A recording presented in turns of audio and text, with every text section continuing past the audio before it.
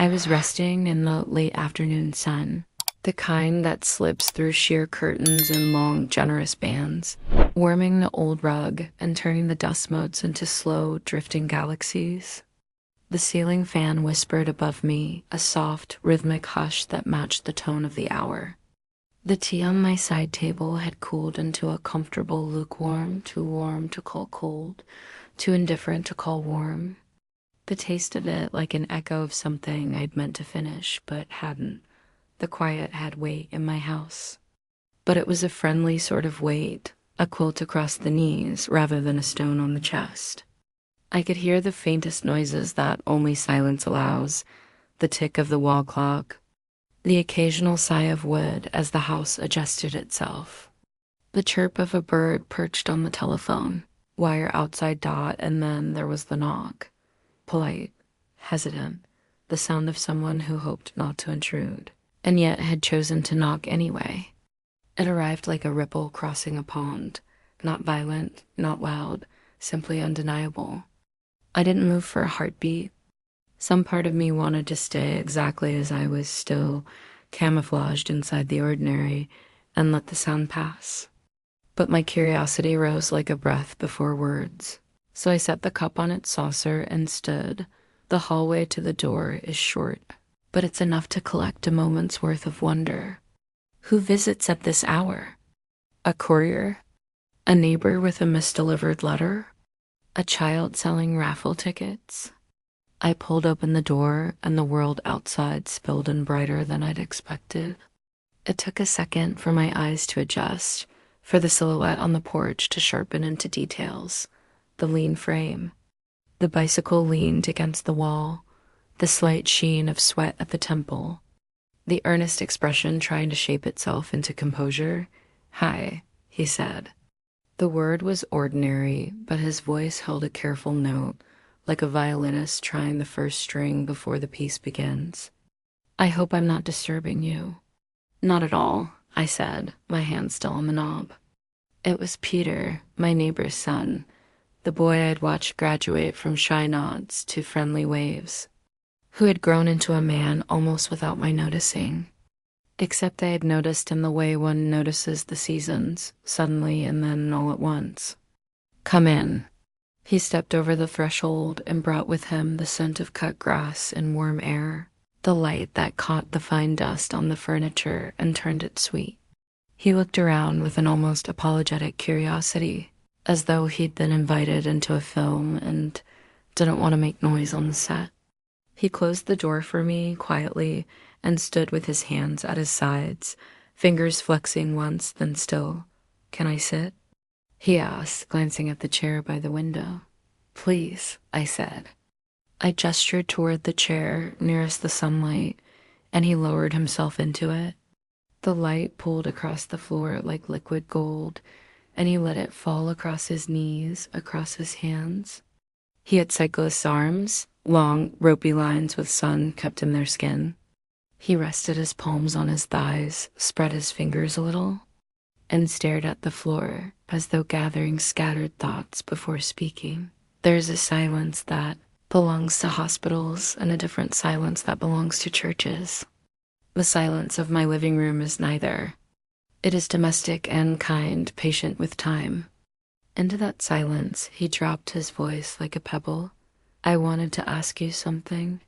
I stood for a second longer than politeness requires, then sat on the end of the sofa where the light was softer and you could hear the fans hum more distinctly.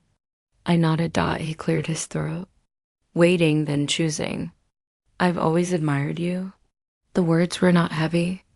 They were clear, but they landed in me and spread rings through places I had kept very still for a long time. Admired me. I could feel the room shift. No, not the room. Me in the room, like a picture, a fraction of an inch askew, straightened without comment. "I mean," he said, you've always seemed to handle things. I see you. You're steady. You're kind without making a show of it. And I guess it helped me sometimes, even when I didn't know I needed help." He pressed his lips together as though sealing the words there.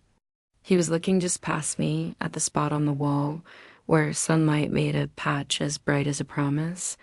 There was no flattery. There was no angle. His voice held the awkwardness of honesty, the courage of it.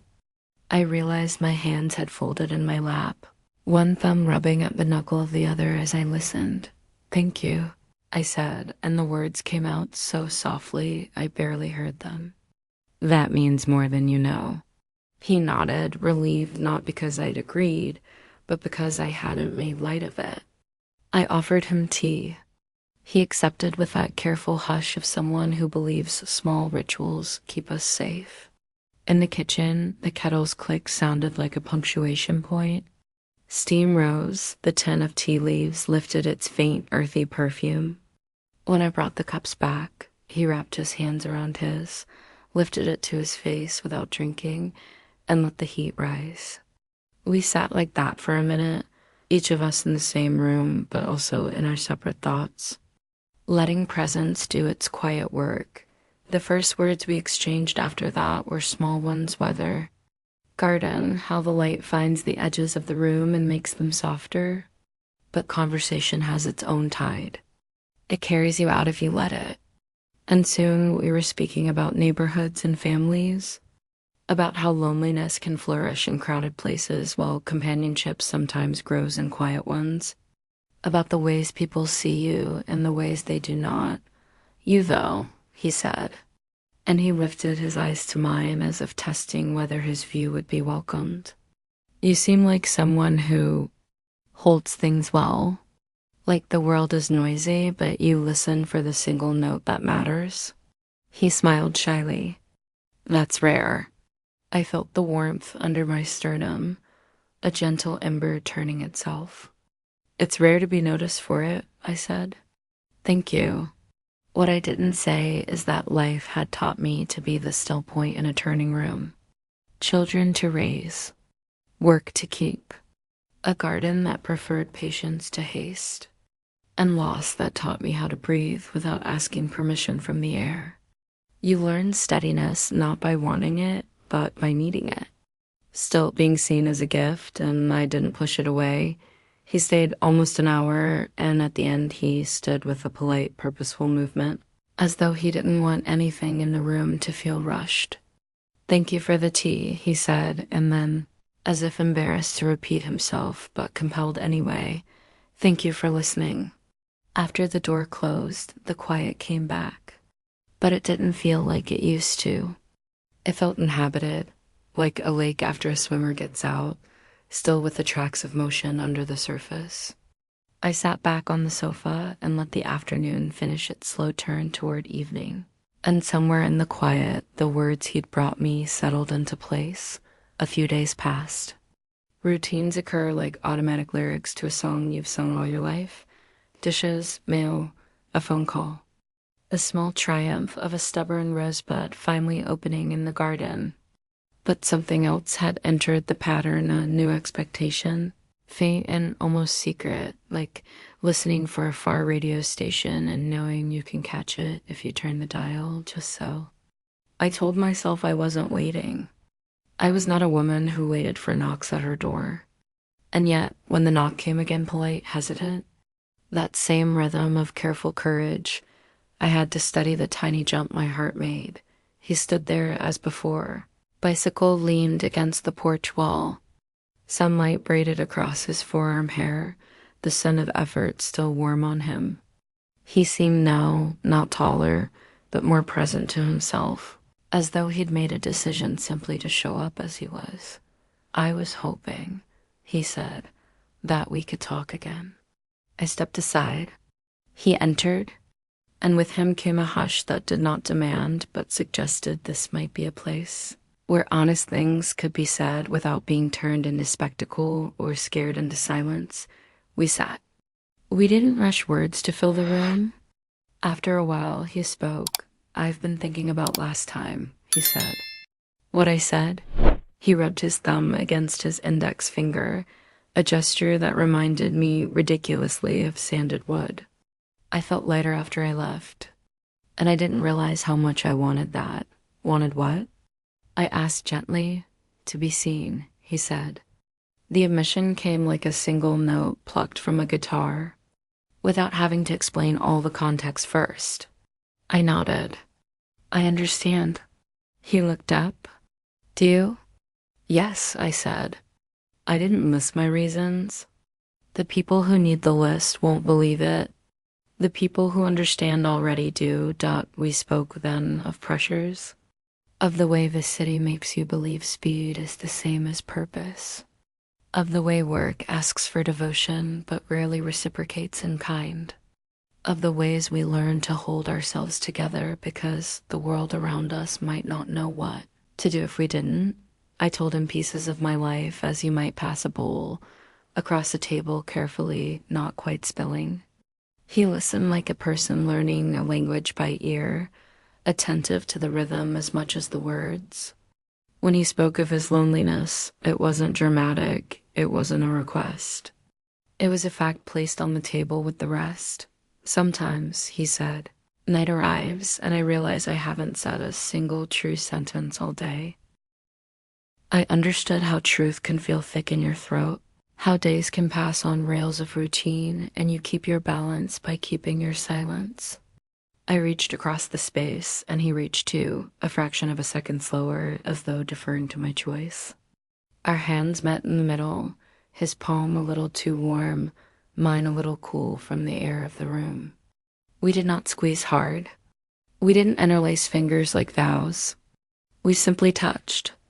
It was both smaller and larger than grand gestures, consent in an instant, recognition in a line drawn plainly across skin. We sat that way long enough for the sun to tilt and lay new shapes on the rug. A car passed outside, small and far. The clock marked each minute as if invited to witness rather than to hurry us. When he stood to go, he looked younger in one way and older in another, lighter and more serious at once. Thank you, he said at the door. And he meant it for more than tea. Thank you, I said back. And meant it for more than conversation. The days that followed were days like any other, and not. There are changes so quiet they seem to be coming from the floorboards themselves. A willingness to open the window 2 inches wider than usual, to let the evening sit longer in the room before turning on the lamp. I found myself preparing the house the way you prepare your face for a photograph, not changing anything essential, just smoothing what can be smoothed. I wiped a finger along the mantle's dust and smiled at the faint streak it left. Imperfect is honest. Honest is inviting. He came again.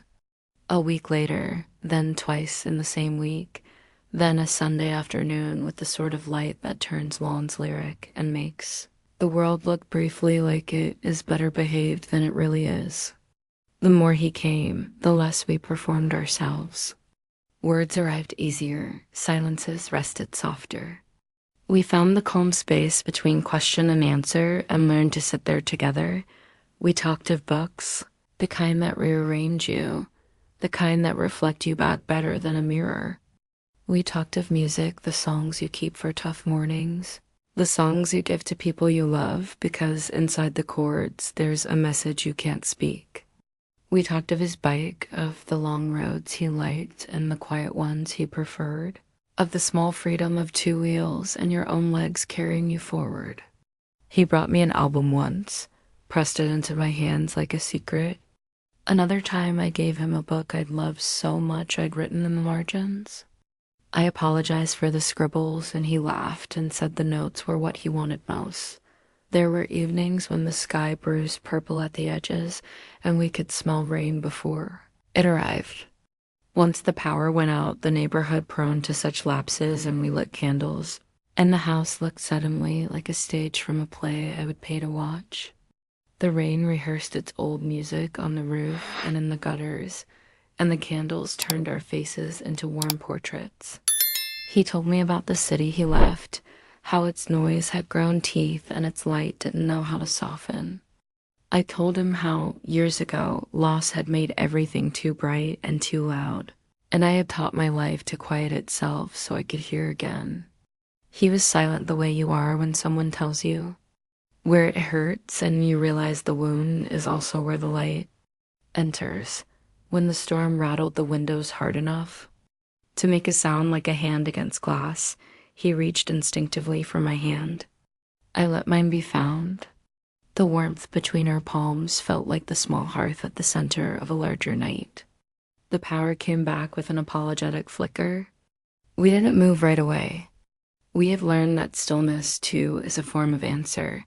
Once, he arrived in a hurry, breath slightly ragged, the chain on his bicycle snapping mid-ride. He wheeled it up to my porch like a tired animal. "I'm sorry to drop in like this," he said, and laughed at himself because that is exactly what he'd been doing for weeks now. We found an old toolbox in my garage. The two of us knelt beside the bike in the last of the afternoon light, grease under our nails, the chain a dark, stubborn ribbon. The smallness of the task steadied us both. The way work with your hands can be a balm to whatever the mind won't solve.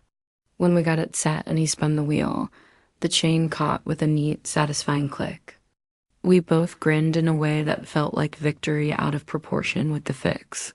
"Sometimes," I said, watching the rear wheel turn in the air, "it's this simple." "Sometimes," he said, and the repetition made us both laugh. Not because it was clever, but because it felt true enough to share. There was an afternoon we walked, not far, just along the street where the trees knit their branches and made the sky into a tapestry you read rather than look at. We didn't hold hands that time. We didn't need to, and also it felt like an agreement we didn't have to sign. We spoke about a community fair from years back where children had run with ribbon sticks and a local band had played badly and everyone had been kinder because of it. We spoke in the easy tone of people who know what story the other is going to tell and want to hear it anyway. Certain shyness lingered always. Not the kind that prevents movement, but the kind that proves the heart is awake. He sometimes hesitated before taking the chair by the window, as if the ritual were sacred and he must step into it with respect. I sometimes hesitated before offering tea, as if we might reveal something too intimate by changing cups.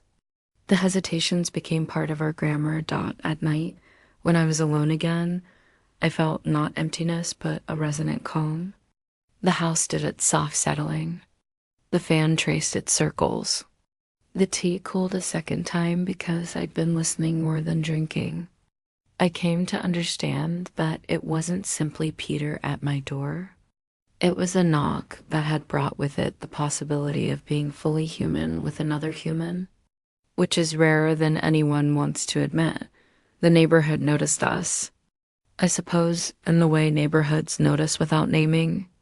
Once I saw Mrs. Lane across the way tilt her head curious when he walked his bike to my railing. Another time, a child paused mid-scooter glide and waved at us through the open door. Peter waved back with both hands, and the child giggled at the difference between us. But mostly the world let us be. We never pretended to be something we weren't. He never tried to make our connection into a fantasy we could not sustain. I never cast him as an answer to questions I wasn't even asking. What grew between us was not dramatic in the way magazines teach drama. It was dramatic in the way truth is. It changed the temperature of a room and made honesty a more frequent guest. He told me once, shyly, about a mistake he'd made at work, a decision made quickly for all the wrong reasons that cost him a week's worth of apologies and late nights. He hated the part of himself that rushed, he said, because it lied to him about urgency and made him forget that not everything breaks if you take one breath first. I told him what I'd learned about regret, that it's a teacher with an unpleasant voice but accurate lessons. I watched as his shoulders softened at the idea that he could be flawed without being disqualified from tenderness. We argued once. It surprised us both. He had canceled a visit at the last minute with a text that felt perfunctory, and the next day he arrived with a breezy apology that wasn't breezy at all, just embarrassed. The small irritation I felt sharpened, not because I believed he owed me anything, but because I had come to rely on the honesty of our exchanges, and surface apologies sound like deception even when they are only fear. I said so. He stared at his hands. The silence was different that day, less like wool, more like wire. And then he lifted his head, and there was the courage I had admired the first day. "You're right," he said. "I was afraid I'd made something too big. I was afraid I'd be heavy. So I put a smile on it and hoped that would be enough. But you deserve the truth." He told me about his worry, that he had taken too much, that he had made us into a shape that would be inconvenient for me later, that he had stood too close to a door that wasn't his to open. I told him what belonged to me to say, that I chose this, that I knew where my life began and ended, that what we were doing was not a staircase to some expectation neither of us asked for, but a room we entered because it was large enough for both of us to breathe. We forgave each other the small fictions we told to avoid pain. We chose the larger truth again, the wire soft back to wool. We had added a new tool to our small kit, repair. There was a Sunday when we cooked, each of us moving around the kitchen as though the step had been rehearsed. He sliced, I stirred. He tasted with the reverence of someone who didn't want to spend the rest of his life eating hastily. We ate at the small table by the window where I had once sat alone. He spilled a little and swore gently under his breath and looked at me as though for permission to laugh at himself. I granted it and matched him. The food was good. The company was better in the way that makes goodness into a different metric entirely. I told him then about a dark year from long ago, the year I went to bed before sunset, because the daylight felt like a mirror I couldn't bear. The year the grief was a second beating heart in my chest that made the walking rhythm awkward. I did not dramatize. I did not simplify. He did not look away. There is a particular holiness in being heard without being handled. When I finished, he reached for my hand as if the motion were a bridge he had been building across our afternoons and now trusted to hold.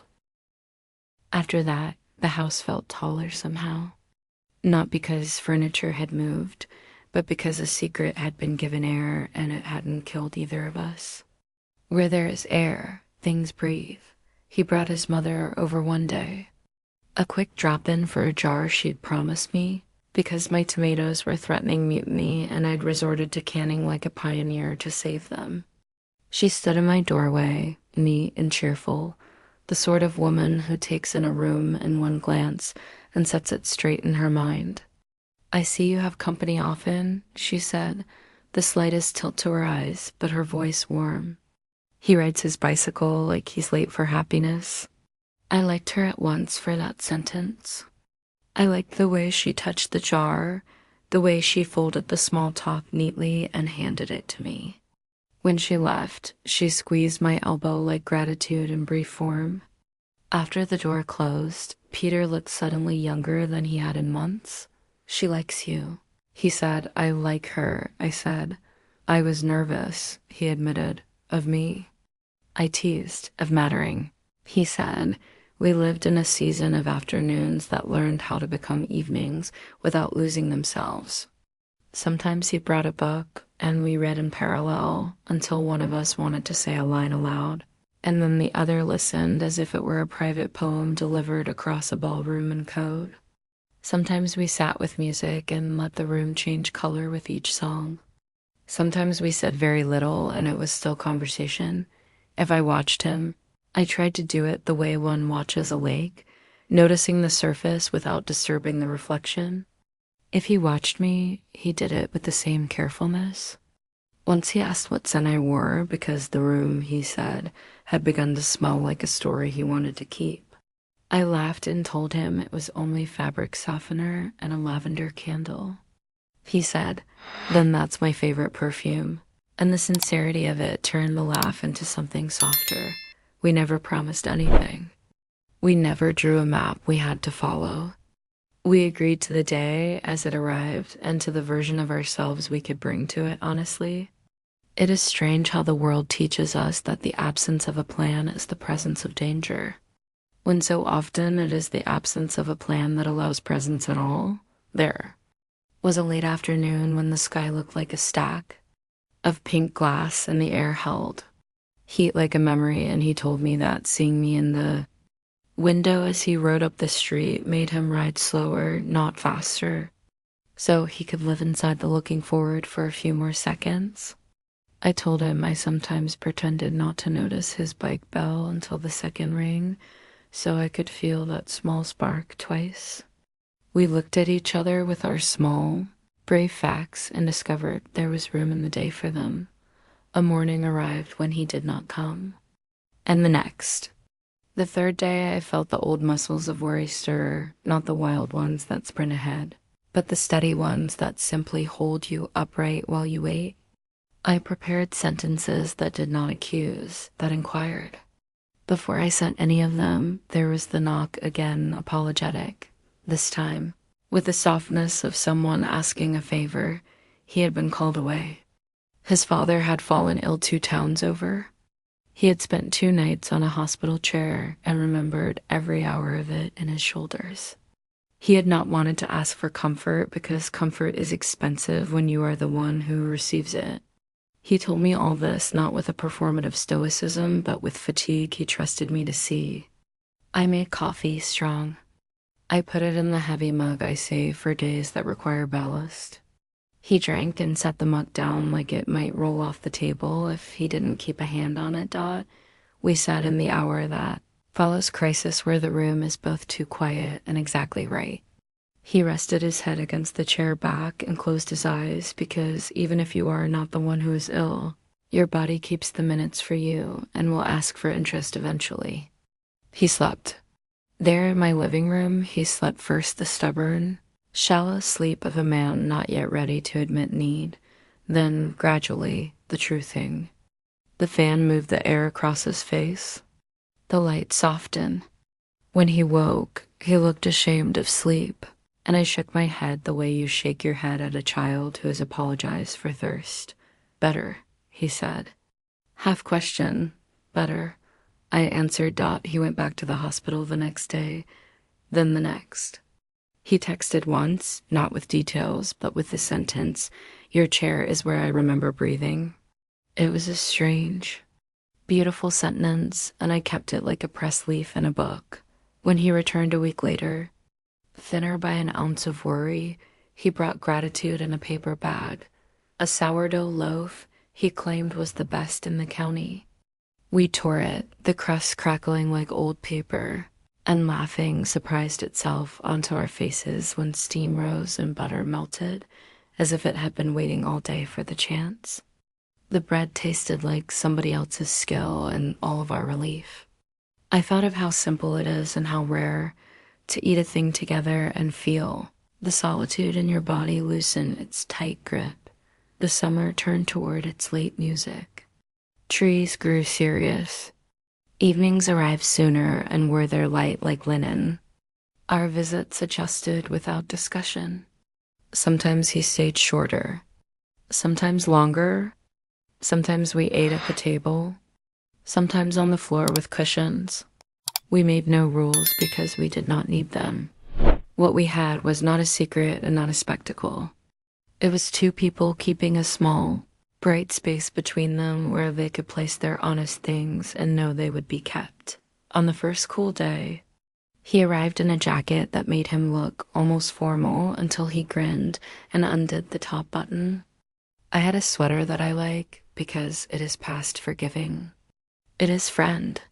We both remarked on the light as though it were a neighbor we knew well.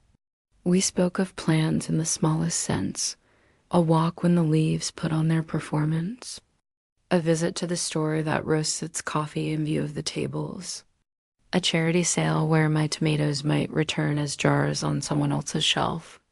We did not speak of the future as a fixed place, but as a number of days we might greet together, each one as it arrived. Each one asked only to be itself. There are moments that don't announce themselves as important, and then you look back and realize that, quietly, something shifted.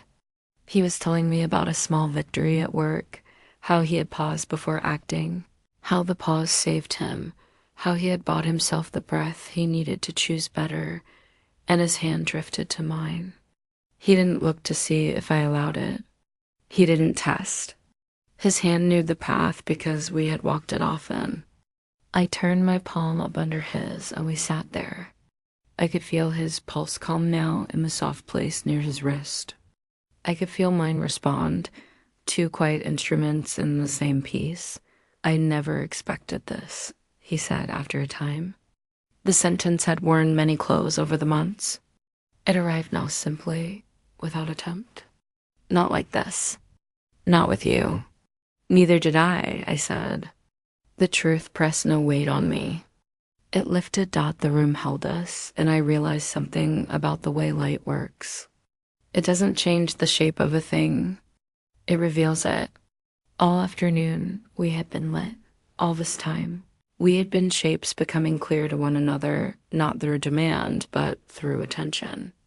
If the world outside had asked for labels, it could keep them. We had what we needed, the open door, the chair by the window, the fan's hush, the cool tea made warm again by company. The distance between us, measured not in inches, but in trust. It is not that I had been asleep, and now I woke. It is not that he had been alone, and now he was not. Life rarely offers such clean lines.